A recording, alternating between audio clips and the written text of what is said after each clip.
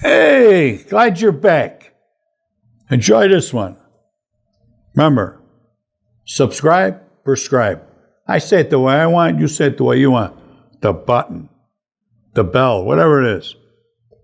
Good cups, I like them. They're really nice.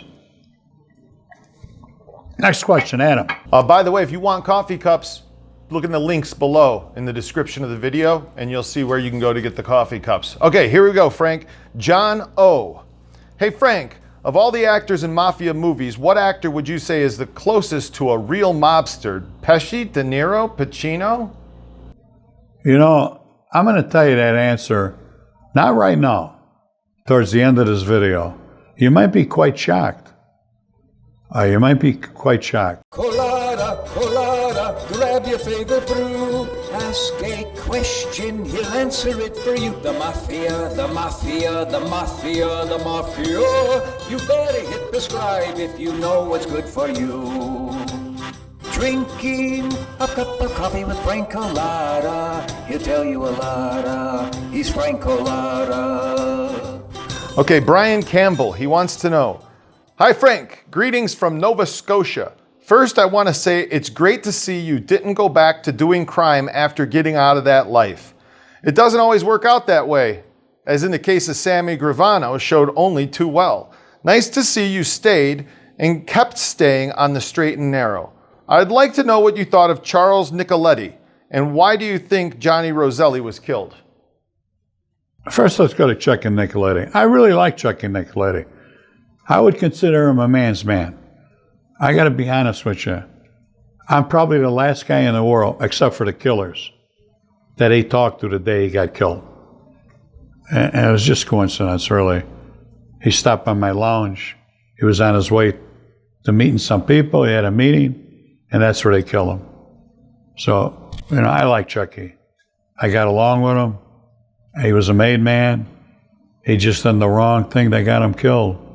He let his power go to his head. Now, what was the other one? Why do you think Johnny Roselli was killed? You know, I don't know. There's so many different stories on that one. It's got something to do with Kennedy and all of that shit. I don't know. So I don't even think half of the outfit know who did it. Because, you know, there was so many different stories amongst us. So that's a hard one to answer. And I'm not going to lie to you, Anna. You know, I always felt as though, why would you do something like that to a guy unless you thought he was going to roll or something, you know what I mean? But who was he going to roll on? Unless he did know something about the Kennedy killing. And we controlled these big cities like New Orleans and St. Louis. They had their own bosses, but if they ever needed help, we'd help them. Of course, they had to pay. All right, what else? Bruno asked, what was the day you felt most proud of yourself in the mob days? Thanks. You know, I never felt proud of myself. That was my job. You know, I guess people feel proud of themselves when they're working legitimately and doing a legitimate job. Hey, I'm so proud of myself. I made X amount of purses today. What am I going to say? Oh, I'm so proud of myself. I robbed 15 joints today. Nothing to be proud of. What can I be proud of? I nailed this broad. Oh, I'm so proud I nailed her. Nah, that was part of our lives. Thank you for that question. Stephen Carroll said, have you read any books on the outfit? And if so, which is the best one? Have I read any book? There's one book, and I damned if I could think of the name. But he talks about, he's a historian. That's all I could tell you. I had the book, and I don't have it anymore. He talks about every outfit guy there was in Chicago. And he's 98% right. And I only wish I could help you on the name of that book. It's a very large book like that. So, but he wasn't a gangster. He's an historian that picked everything out. Probably one of the best ones around. Okay, Christopher Reid. Sounds like Superman. Hi, Frank. I'm a big fan, longtime listener, first-time commenter. I was curious, with you being such a car guy in your book, they mentioned you would get a new car before the ashtrays filled up. Did you have a favorite car that stands out to you now? Yeah, I had a couple favorite. I actually had 3 or 4 of them. I loved that. I had a 66 Riviera. I had a 65 Riviera.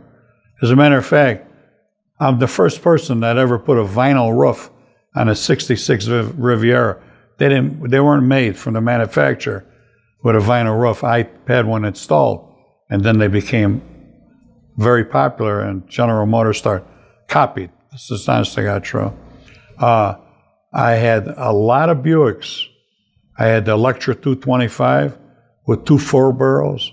I love big engines in my cars. Every one of them cars I told you about had 425 engines. I also had Cadillacs, convertibles. I think I had 3 Cadillacs convertibles. And the last one was a brand new one. But the Buicks was, I guess we would say, was one of my favorite cars. Yeah, the Buick. Well, what about that orange car? You know, the El Camino with the roof on it. Oh, that's later on in years. When I was in the witness protection program, I decided to rebuild the car. I bought a junk for $800.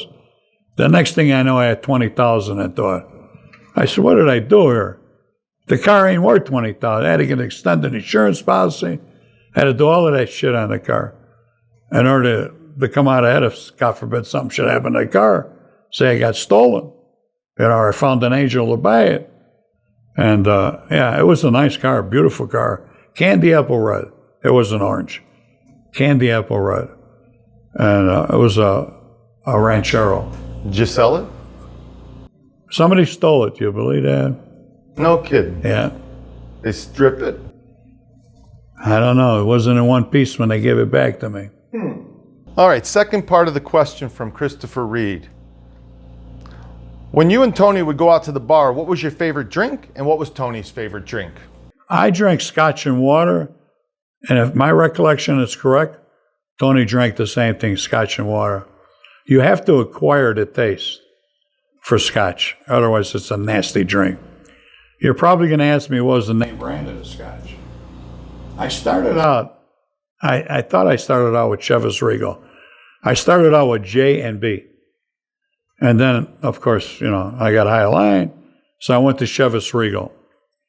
And they're both very strong drinks.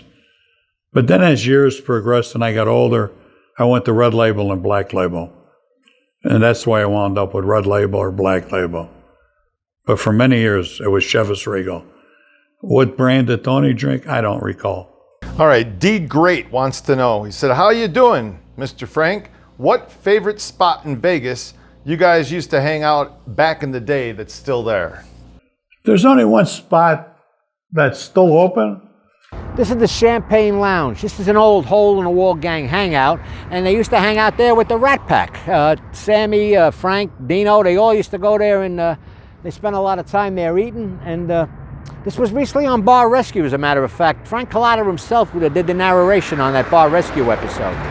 It makes me comfortable to come in here. It sort of brings back, you know, some old memories. My name is Frank Cullotta, underboss for Tony Splaccio. We ran organized crime in the state of Nevada. The law enforcement gave us a label. They call us the Hole-in-the-Wall Gang. When we needed to go somewhere to talk, we would come to this place. Champagnes back then had a kitchen in there where they cooked, and you could smoke. Now, you can't smoke. I mean, you could smoke in Champagnes, but you can't eat. So the guy won't put a kitchen in there, he'll lose the smokers. So his biggest crowd are his smokers. So Champagnes is the only thing left, really, that I can think of. I'm not much of I go around looking, you know, there's nothing really, except Champagnes. And I don't go there because I can't smoke. The hose, you see the hose? I can't go in and smoke, although I'd like to. What else? Let's go back to who your favorite actor is. Gangster actor. Chaz Palminteri, I think that's how you say his name. Chaz Palminteri? Yeah, Chaz Palminteri. He was in Mean Streets, not Mean Streets. Not Mean Street. It wasn't Bronx Tale. Okay. He's got all the facial movements. He talks like a wise guy, not a mean guy, but I like Chaz. And I wish I could think of Danny Not Danny DeVito. Danny, he just died. You know you look like an angel, Louis. Like an overgrown cherub. Anyone ever tell you that? Yeah. You. I think a lot of stars were jealous of him, or maybe had different political beliefs than they have. You know how Hollywood is. If you don't believe the way they want to believe, you get shit for a job, like poor James Woods, great actor. And Chaz should be further on in life than what he is. He's a great actor, this guy. Bronx Tale. You saw him in Bronx Tale? Yeah. Okay. You remember the scene when the bikers come into the bar?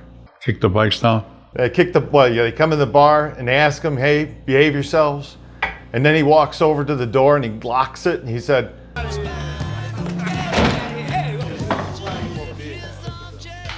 Now you just can't leave. We did that. can you tell us? There was 2 football players in this lounge in Elmwood Park. Ray Nitschke and another guy. The big son of a bitches these guys were. This was the joint we hung in Elmwood Park.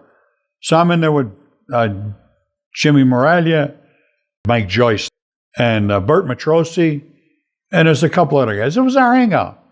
And there's these big guys sitting at the bar. And Mike comes in. He was a skinny little guy, but he was a cocky little son of a bitch. And he starts the problem with these guys. And the guy told him, okay, I'll pick you up and throw you in the air and get you out of here. Get out of here, little runt. So Mike looks, he comes over, he says, talks to all of us guys.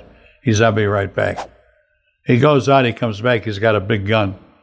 He leans by the door. He told them to leave before he comes back. They left.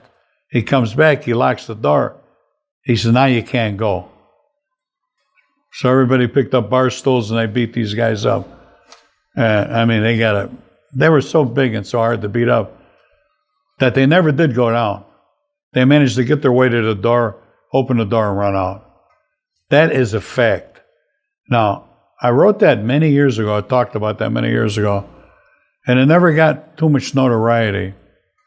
Now, there's no reason for me to create that story. But I never did forget it. And that's not one of the reasons why Mike Joyce died. But he used to do crazy stuff like that. And he was murdered eventually, but not for that crime. For something else. Let's wrap. Let's wrap. He says, let's wrap. What would I do without this mug? Huh? He's a good guy. All right. Again, hit the button. Prescribe to this thing. Subscribe, prescribe. Bing, hit the button. These are nice. I love them. Look how nice. Seriously. The next ones will have my name right there. And you could put whatever you want on there. They're going to be designed especially for you. Plus, you could get T-shirts, hoodies. Got a bunch of shit, man. And I'm not a salesman. This guy's the one who's doing all the sales. Got me talking that shit. We just got that new Street Tax mug, and it says Street Tax paid, and then Frank's signature. Yeah, that's the newest design. It says Street Tax paid. That's a good one. I like that. Yeah. Thank you. I'll be back in a moment.